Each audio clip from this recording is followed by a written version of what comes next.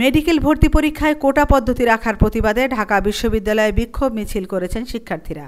প্রকাশিত ফলকে বৈষম্যমূলক দাবি করে রোববার রাত 11:30টায় রাজধানীর কেন্দ্রীয় শহীদ মিনারে বিক্ষোভ করেন ঢাকা বিশ্ববিদ্যালয় ও ঢাকা মেডিকেল কলেজের কিছু শিক্ষার্থী। তারা ফল বাতিলের দাবিও তুলেছেন। শিক্ষার্থীরা বলেন, আমরা এক কঠিন গণ আন্দোলনের মধ্য দিয়ে স্বৈরাচার পতনের ইতিহাস লিখেছি।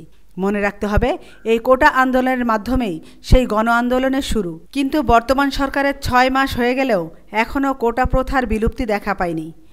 এখনও কেউ কোটার জোরে 41 পেয়ে চান্স পায়, আর একজন 73 পেয়েও চান্স পায় না। যেই বৈষম্য নিরসন করতে গিয়ে আমাদের রাজপথে নামতে হয়েছিল, সেই বৈষম্য দূর করতে যদি আবারও নামতে হয়, তাহলে এই সরকারেরও পরিণতি হবে হাসিনার মতোই। আমিনা ইসলাম, নিউজ ডেস্ক, আজকের সংবাদ।